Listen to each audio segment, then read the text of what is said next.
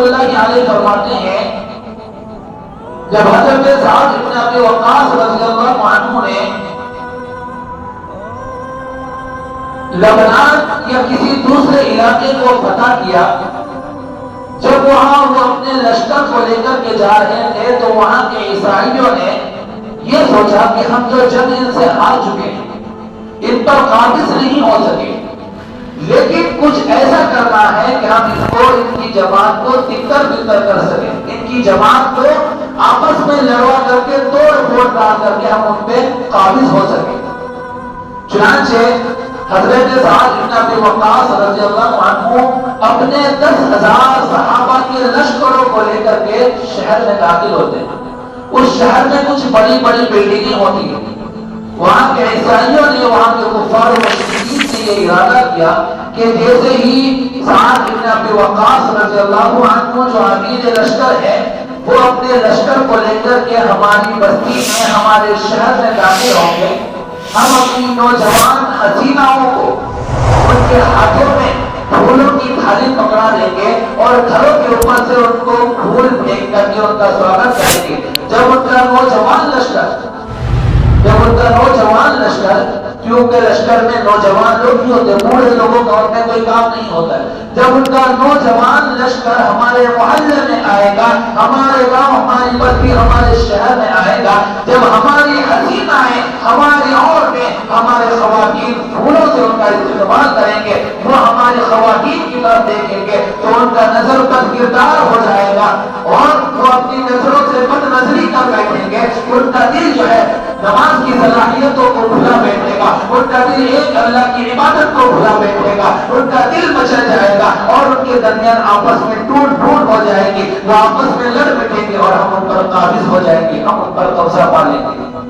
چنانچہ حضرت سعد بن ابی وقاص رضی اللہ عنہ جب اپنے لشکر کو لے کر کے شہر کے دہلیز پر پاؤں رکھتے ہیں، دور سے ان کی نظر پڑ جاتی ہے کہ کچھ حسینائیں ہیں جو خوبصورت بن کر کے بن سور کر کے آدھی آدھی جسم میں پھول لے کر کے ہمارا استقبال کر رہی ہے۔ فوراً حضرت سعد بن ابی وقاص رضی اللہ عنہ گھوڑے پر کھڑے ہو گئے، کھڑے ہو کر کے لشکر کی طرف سے لشکر کو مخاطب کر کے فرمایا وَقُلْ لِلْمُؤْمِنِينَ يَغُضُّوا مِنْ أَبْصَارِهِمْ کہ اے مومنین کی جماعت، اللہ تبارک و تعالیٰ تمہیں رسول پاک صلی اللہ علیہ وسلم کی زبان کے ذریعے سے حکم دیتا ہے کہ مومنو تم اپنی نظروں کو نیچے رکھو، تم اپنی نگاہیں جھکا لو۔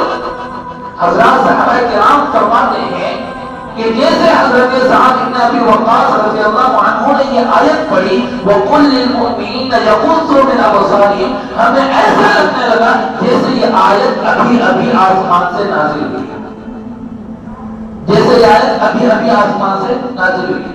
حضرت سعد بن ابی وقاص رضی اللہ عنہ نے جب اعلان کر دیا کہ مومنوں اپنی نگاہیں نیچی رکھو، اپنی نگاہوں کی حفاظت کرو، تمام صحابہ نے اپنی نگاہیں نیچی کر دی۔ 10,000 کا لشکر شہر کے اس پار سے اس پار چلا گیا، ایک بھی صحابی رسول نے اپنی نظر کی بد کرداری نہیں کی، اپنی نظر کی بد استعمالی نہیں کی، اپنے نظر کو غلط جگہوں پر استعمال نہیں کیا، سب نے اپنی نگاہیں نیچے رکھ کر کے پورا شہر پار کر گیا۔ جب حسیناؤں نے ان پر خوب پھول برسایا، کوئی بھی ان کی طرف نظر اٹھا کر کے نہیں دیکھا، تو بعد میں ان حسیناؤں نے عیسائیوں کی طرف، کفار و مشرکین کی طرف وہ تھالی جس پر پھول رکھا تھا وہ عیسائیوں کی طرف پھینک دیا اور کہا کہ اے بدتمیزوں، اے بدکرداروں، اے عیسائیوں، تم غلامان رسول کو اپنی نگاہوں، ان کی نگاہوں کی وجہ سے بدنام کرنا چاہتے تھے، وہ تو عاشق رسول ہے، وہ تو غلام رسول ہے، وہ تو نبی کی صحبت پانے والے ہیں، وہ اپنی نظروں کا کیسے غلط استعمال کر سکتے ہیں؟ بد کردار تو تم ہو، بد نظر تو تم ہو، تم تو اپنی غیرت بیچ چکے ہو، تم نے اپنی عورتوں کو ان کے سامنے کھڑا کر دیا تاکہ وہ تمہاری عورتوں کو بد نظری سے دیکھے۔ جاؤ، تم غلط ہو، وہ حق پر ہے، وہ اللہ کے ماننے والے ہیں، وہ رسول اللہ کے ماننے والے ہیں۔ آج سے ہم بھی ان کے دیوانے ہوتے ہیں، ہم بھی خدا کے دیوانے بن جاتے ہیں، ہم بھی رسول کے دیوانے بن جاتے ہیں۔ آج سنو، ہم بھی برسر عام کلمہ طیبہ لا الہ الا اللہ محمد رسول اللہ پڑھتے ہیں، اور ساری حسیناؤں نے اس وقت بیک وقت جو ہے ایمان قبول کیا اور کلمہ طیبہ لا الہ الا اللہ۔ یہ ہے نظروں کی حفاظت کا سبب، یہ ہے نظروں کی حفاظت کا سبب۔ آج جو ہم سے گناہیں ہوتے ہیں، جس قدر بھی گناہیں ہو، سب میں نظر کا بڑا دخل ہے۔ ہم اپنی نظروں کی حفاظت نہیں کر پاتے، نظروں کی حفاظت کریں۔ اللہ کے رسول صلی اللہ علیہ وسلم نے اس امت کے لیے، مجھ جیسے اور آپ جیسے گنہگاروں کے لیے بڑی بڑی قربانیاں دی۔ اللہ کے رسول صلی اللہ علیہ وسلم کو مکے کی گلیوں میں دیوانہ کہا گیا، آپ نہیں روئے۔ آپ کو پاگل اور مجنون کہا گیا، آپ نہیں روئے۔ آپ کو گالیاں دی گئی، آپ نہیں روئے۔ آپ کے گلے پر چادر کا پھندا باندھ کر کے آپ کو گھسیٹا گیا، آپ نہیں روئے۔ آپ کو شیب ابی طالب جیسی گھاٹی میں 2.5 سال تک قید و بند کی مشقت دی گئی، آپ نہیں روئے۔ یہاں تک کہ آپ طائف کے میدان میں پتھر کھائے، لہو لہان ہو گئے، اپنے جسم اطہر سے خون نکل نکل کر کے زمین پر سسکیاں مار مار کر کے ٹپکنے لگا، آپ نہیں روئے۔ یہاں تک کہ اللہ کے رسول صلی اللہ علیہ وسلم جب اس زخمی ہونے کی حالت میں گھر پہنچے، حضرت فاطمہ رضی اللہ تعالیٰ عنہا ان کا خون پاک کرتے کرتے وہ ضرور روئی ہوگی، انہوں نے بہت برا بھلا کہا ہوگا، لیکن اللہ کے رسول نہیں روئے۔ آپ صلی اللہ علیہ وسلم صحن کعبہ میں نماز پڑھ رہے ہیں، آپ کی گردن پر اونٹ کی اوجری رکھ دی جاتی ہے، آپ ہل ڈل بھی نہیں سکتے، آپ نہیں روئے۔ لیکن امت کے لیے جب دعا کرتے ہیں یا رب امتی یا رب امتی، تو آپ رو پڑتے ہیں۔ آپ اپنی امت کے لیے دعا کرتے ہیں، آپ رو پڑتے ہیں، آپ تہجد میں کھڑے ہو جاتے ہیں، روتے ہیں، گڑگڑاتے ہیں، اس طرح روتے ہیں۔ حضرت عائشہ فرماتی ہے کبھی مجھے یہ اندیشہ ہوتا تھا کہ اللہ کے رسول اپنی امت کے غم میں اس دنیا سے کچھ نہ جائے، کہ آپ کو موت نہ آ جائے۔ آپ کے سینے سے اس طرح غرغرانے کی آواز آتی ہے۔ حضرت عائشہ فرماتی ہے جب کسی ہانڈی میں کسی چیز کو ابالا جاتا ہے، جس طرح ہانڈی سے خل بنانے کی آواز آتی ہے، اللہ کے رسول جب اپنی امت کے لیے روتے تھے تو اس طرح آپ کے رونے کی وجہ سے آپ کے سینے سے خل بنانے کی آواز آتی ہے۔ اللہ اکبر۔ اللہ کے رسول نے ہمارے لیے دین لے کر کے آیا، ہمارے لیے مشقتیں برداشت کی، ہمارے لیے خون کے قطرے بہا دیے، آنکھ کے آنسو بہا دیے۔ آپ صلی اللہ علیہ وسلم کوئی بھی دن ایسا نہیں گزرتا تھا، حضرت عائشہ فرماتی ہے جس دن اللہ کے رسول اپنی امت کے لیے نہ روئے۔ لیکن آج جب فرشتے اللہ کے رسول صلی اللہ علیہ وسلم کے قبر اطہر میں جا کر کے ان کی امت کا حال سناتا ہوگا، اللہ کے رسول ضرور رو رہے ہوں گے کہ یا رسول اللہ، تیری امت جو ہے وہ زنا کے اڈوں کو آباد کر رہی ہے، مسجد کو نہیں، وہ شراب خانوں کو آباد کر رہی ہے، مسجد کو نہیں، وہ بازار کو آباد کر رہی ہے، مسجد کو نہیں، وہ شادی محلوں کو آباد کر رہی ہے، مسجد کو نہیں، وہ اپنی نسلوں سے بدکرداری کرتے ہیں، قرآن کو دیکھتے نہیں، وہ اپنے زبان سے گالی گلوچ کر رہی ہے، ایک دوسرے کو بدتمیز والی باتیں کر رہی ہے، اس زبان سے قرآن نہیں پڑھتے، تو اللہ کے رسول صلی اللہ علیہ وسلم قبر اطہر میں ضرور رو رہے ہوں گے اپنی امت پر۔ کہاں ہیں ہم؟ کیا کر رہے ہیں؟ کیا دنیا میں صرف دنیا کو آباد کرنے آئے ہیں؟ دنیا میں آنے کا مقصد ہمارا دنیا آباد کرنا نہیں ہے۔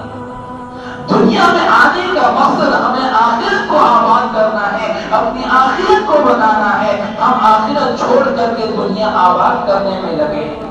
میں نے ابھی بتایا کہ حضرت علی فرماتے ہیں کہ انسان دنیا میں سو رہے ہیں، اس کی آنکھ تب کھلے گی جب اسے موت آئے گی۔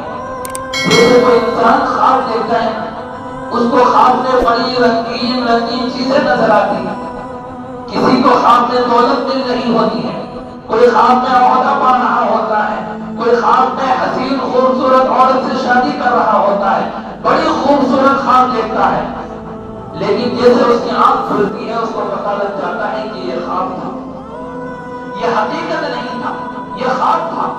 اسی طرح جب انسان مر جائے گا، اس کی آنکھ ہماری نظروں کے سامنے بند ہوگی، لیکن اس کی نظر میں آنکھ تب کھلے گی، تب اسے پتہ لگے گا کہ یہ دنیا جو ایک خواب تھا، دنیا ایک خواب ہے۔ وَمَا الْحَيَاةُ الدُّنْيَا إِلَّا مَتَاعُ الْغُرُورِ، دنیا صرف ایک دھوکے کی جگہ ہے۔ آج انسان اسی دھوکے میں مبتلا ہو کر کے اپنی آخرت کو برباد کر رہے ہیں۔ میرے پیاروں، آج بھی ہوش کے ناخن تراشیں، اپنی غفلت کی چادر کو اپنے اندر سے اوپر سے اٹھا کر پھینکے، آج بھی ایک اللہ کا ماننے والا بچہ ہے. جس طرح ہم جمعے کے دن مسجد کو آباد کرنے والے بنتے ہیں، اس طرح 24 گھنٹہ روزانہ 5 وقت کے لیے مسجد کو آباد کرنے والے بنے. جس طرح ہم رمضان المبارک کے اندر ایک سچا پکا مسلمان بننے کی کوشش کرتے ہیں یا بنتے ہیں، اسی طرح مرتے دم تک آخری سال تک اپنے آپ کو مسلمان بنائیں. جس طرح روزے کی حالت میں ہمارا ایمان ہوتا ہے کہ اگر میں تنہائی میں بیٹھ کر کھاؤں گا تو بھی میرا روزہ ٹوٹے گا کیونکہ میرا خدا دیکھ رہا ہے. اگر میں بڑی محفل میں کھاؤں گا تو بھی میرا روزہ ٹوٹے گا کہ محفل والے دیکھے یا نہ دیکھے میرا خدا دیکھ رہا ہے. میں سمندر کے اندر ڈوب کر اگر وہاں بھی چپکے سے پانی پیوں گا تو وہاں بھی میرا خدا دیکھ رہا ہے، وہاں بھی میرا روزہ ٹوٹ جائے گا. اسی طرح زندگی میں یہ ایمان ہونا چاہیے کہ اگر میں چھپ چھپ کر کے بھی سود کھا رہا ہوں تو میرا خدا دیکھ رہا ہے، اگر میں چھپ چھپ کر کے رشوتیں لے رہا ہوں تو میرا خدا دیکھ رہا ہے، اگر میں چھپ چھپ کر کے حرام مال اپنے جیب میں ڈال رہا ہوں تو میرا خدا دیکھ رہا ہے، اگر میں چھپ چھپ کر کے نمازیں چھوڑ رہا ہوں، بے نمازی بن رہا ہوں تو میرا خدا دیکھ رہا ہے، اگر میں چھپ چھپ کر کے کسی سے دشمنی کر رہا ہوں، اس کو جڑ سے مٹانے کی کوشش کر رہا ہوں تو میرا خدا دیکھ رہا ہے، اگر میں چھپ چھپ کر کے کسی کی چغلیاں کر رہا ہوں، کسی کا رشتہ برباد کر رہا ہوں، کسی کا گھر برباد کر رہا ہوں تو بھی میرا خدا دیکھ رہا ہے. یہ ایمان ہمارا ہونا چاہیے. لیکن آج افسوس سوشل میڈیا کے سامنے، لوگوں کے سامنے ہم بڑے ایمان والے. ابھی دیکھنا بہت سارے نوجوان جمعہ پڑھ کر کے جائیں گے، واٹس ایپ میں شیئر کریں گے جمعہ مبارک مائی آل فرینڈ، میرے تمام دوستوں کو جمعہ مبارک. بڑا مسلمان رمضان المبارک کا مہینہ آنے سے پہلے میرے ایڈوانس میں سر تمام حضرات کو رمضان مبارک. یہ ہے مسلمان. آپ کے رمضان مبارک کہنے سے رمضان نہیں آئے گا. اگر آپ یہ نہیں کہیں گے کہ جمعہ مبارک تو جمعہ مبارک نہیں ہوگا، بے مبارک رہ جائے گا. جمعہ مبارک تو تب بھی تھا، اب بھی ہے اور ہمیشہ رہے گا. مبارک میرے بھائی تو بن، اللہ کے نزدیک مبارک تو بن، اللہ کے نزدیک پسندیدہ تو بن. رمضان پہلے بھی مبارک تھا، اب بھی مبارک ہے اور تا قیامت مبارک رہے گا. مبارک بننے کی ضرورت مجھے. ہم اپنے آپ کو مبارک بنانے کے بجائے جمعہ مبارک، رمضان مبارک، عید مبارک، نیا سال مبارک، فلاں مبارک، ڈھنکا مبارک، خود مبارک بن جائے. خود مبارک بن کے ساری دنیا مبارک. تیرے اعمال مبارک ہونے چاہیے، تیرا کردار مبارک ہونا چاہیے، تو مبارک ہونا چاہیے، تاکہ جمعہ مبارک ہو. وہ پہلے بھی مبارک تھا، اب بھی مبارک ہے اور تا قیامت مبارک رہے گا. اس لیے میرے دوستوں، اپنی زندگی میں دین لائے، اپنے آپ کو نام کا مسلمان نہ بنائے، نام کا مسلمان. یہ کہنا نہ پڑے کسی کو میں مسلمان، بلکہ آپ کے کردار سے، آپ کے رفتار سے، آپ کے گفتار سے، آپ کی باتوں سے، آپ کی چال چلن سے پتہ لگے کہ آپ مسلمان ہیں. کوئی عاشق رسول سامنے سے گزر کر جائے تو دیکھنے والا کہیں وہ دیکھو عاشق رسول ہے، اسے یہ نہ کہنا پڑے میں عاشق رسول. اپنے آپ کو سچا پکا مسلمان بنائے، سچا پکا عاشق رسول بنائے. اللہ کے رسول صلی اللہ علیہ وسلم کا فرمان ہے، لا یؤمن احدکم حتی اکون احب الیہ من والدہ وولدہ والناس اجمعین. تم میں سے کوئی بھی کامل اور پکا سچا مومن نہیں ہو سکتا جب تک کہ اس کے نزدیک اس کے ماں باپ اور اس کے گھر والے اور پوری دنیا سے بھی زیادہ اس کے نزدیک میں محبوب نہ بن جاؤ، میری شریعت محبوب نہ بن جائے، خدا محبوب نہ بن جائے. اس لیے دوستو کام کا مسلمان بنائیں، اپنے آپ کو مبارک بنائیں. دین کی مبارک بادیاں دیتے پھرنے سے کوئی دیندار نہیں بنتا. اپنے آپ کو دیندار بنائیں. اللہ تبارک و تعالیٰ مجھے بھی اور آپ سب کو بھی اور تمام امت مسلمہ کو بھی ان کہیں گی تمام باتوں پر عمل کی توفیق نصیب فرمائے. اللہ ہم سب